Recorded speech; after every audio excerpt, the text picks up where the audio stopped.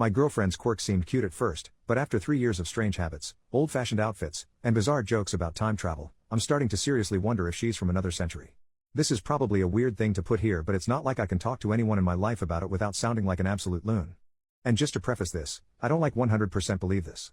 It's maybe just a suspicion that got into my head, and hopefully putting it down will make it go away. I, 26 male, met my girlfriend, 22 female, 3 years ago in my second year of college. She was out of state and didn't have many friends here. She was kind of odd for reasons I will explain later, but she was nice and we bonded over watching and crap-talking movies together.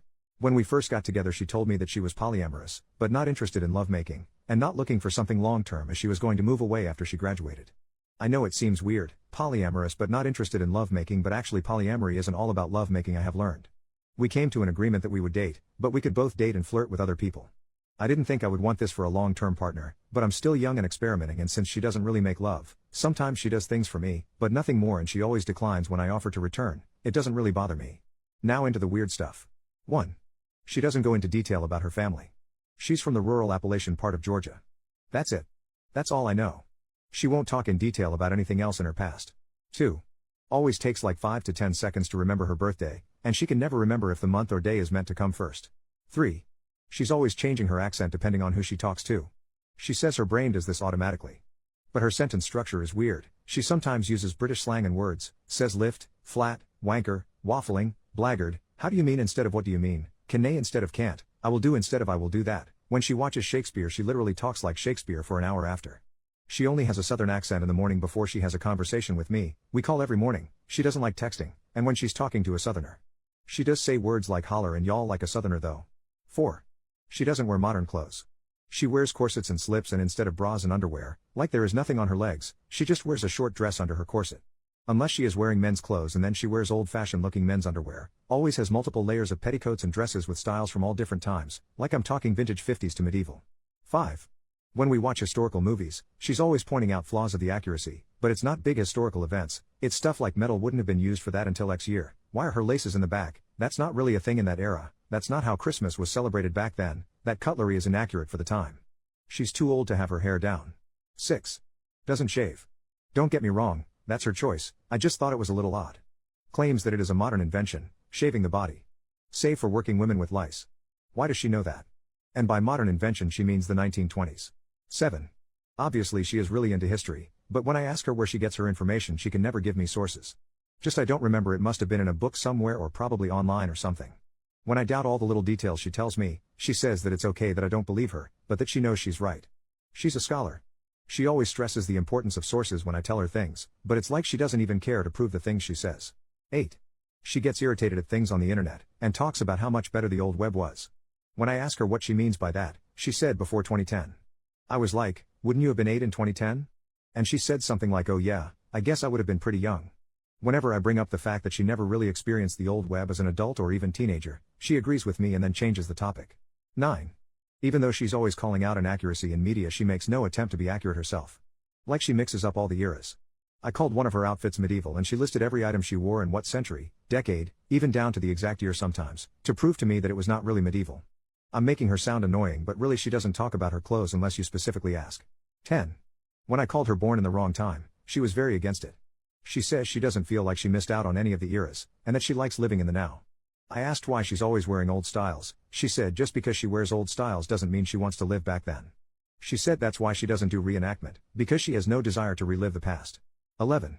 I can't remember what it was in reference to, but she said jokingly, I've lived through the year 2012 too many times. She said it as a joke, but I didn't really understand. So I asked her and she said she was joking.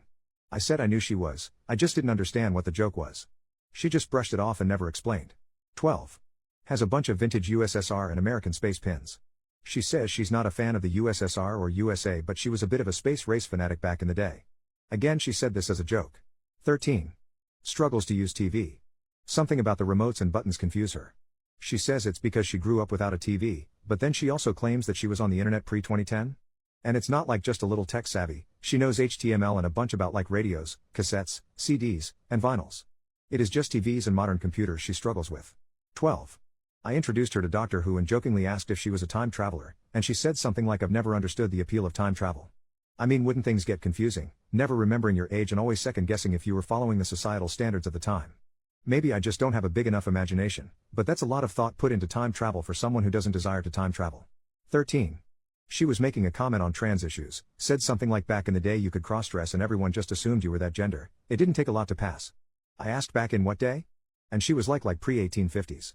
I asked her where she heard this because it sounded silly to me, like I'm not transphobic or anything but I can tell what gender someone is by their facial features. She said something like well, we told it by the clothes. I was like, we? And she was like by we I mean humans pre-1850s. Not like I was actually there. I said what if you were actually there and you were actually a time traveler, and she said something like I would probably have been a nun. No need to tell the men from the women in the nunnery? Where did that come from? I was like what's that all about? And she was like nunneries were the original sororities. Everyone thinks it's all holy but really it's mostly lesbians.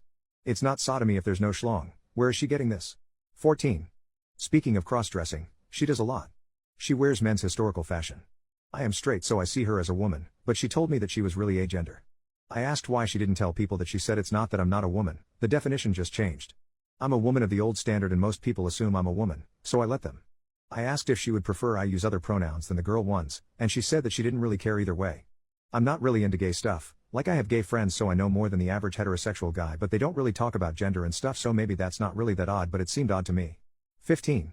And probably the weirdest thing, she's 5 feet 5 inches and average looks skinny, but weighs probably like 150 to 175? That's just an estimate from when I pick her up. When I comment on this she says she has dense bones. What does that mean? She looks slightly underweight if anything, so why is she technically overweight? There's other stuff too but that's all I can think of off the top of my head. I just had to vent because it's getting to me. If anyone has any advice or similar experiences feel free to comment.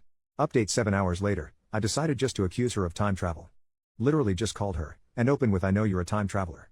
She laughed and asked what the heck I was talking about, and I told her okay I don't really think she's a time traveler, I just think she had been keeping things from me. I asked her if she was lying about her age. She got serious and asked me to come over because she didn't want to talk on the phone. Obviously, part of me was hoping she was going to reveal that she was a time traveler. Spoiler, she is not a time traveler. She told me that she has been lying about her age. She's 28, but started college older than usual because of a hard time getting out of her hometown, and felt like she missed out on her early adolescence. She regrets it but she had wanted to fit in. She told everyone she was 18 when she first got here, and now there was no going back. She was embarrassed to tell me because she had lied about it, and didn't know how to tell me the truth. She asked me what brought on the suspicion, and I showed her this post. She laughed for like 10 minutes and thinks it's very funny that my first thought was time travel, and expressed what you all have, that the oddities were just autism. She said she might not have a diagnosis, but I guess I've been community voted now. She explained everything I was curious about, and gave me permission to post it here. She grew up in a large family in rural Georgia. Her family were poor and had multiple addictions, her dad was an alcoholic, and were overall very neglectful. The community she grew up in was really behind in technology because of the poverty, and her family didn't have TV. She would spend lots of time in the local library just to be out of the house, where they had free internet access and lots of books. She found interest in historical clothing, and since she already knew how to sew due to her upbringing, modifying hand-me-downs, repairing clothes, she got really into it. She was always the least favorite of her siblings, not physically abused, but ignored. When she was older, she found out that she was intersex, and had a male private part that was removed at birth. She thinks that's the reason her parents ignored her more than the others. They were very religious and she thinks they saw her as a mistake in God's eyes. The bone density is probably related to her being intersex. As for the 2012 thing, it was a really traumatic year for her. She relives it a lot in her dreams. The sources thing, she says that it's important in academia, but she doesn't bother when it's just shitting on movie inaccuracies since most of it is stuff she learns for fun and then doesn't remember the sources. The accent thing, she was basically raised by online media, she was quiet growing up and avoided talking to people, so she ended up hearing and absorbing different bits of slang from all over. So, not a time traveler. But she pointed out that if she was a time traveler, she could have told me all this to cover for it. I said if she was, it was a pretty genius cover story. Thanks for enduring my silly theories everyone. I needed this.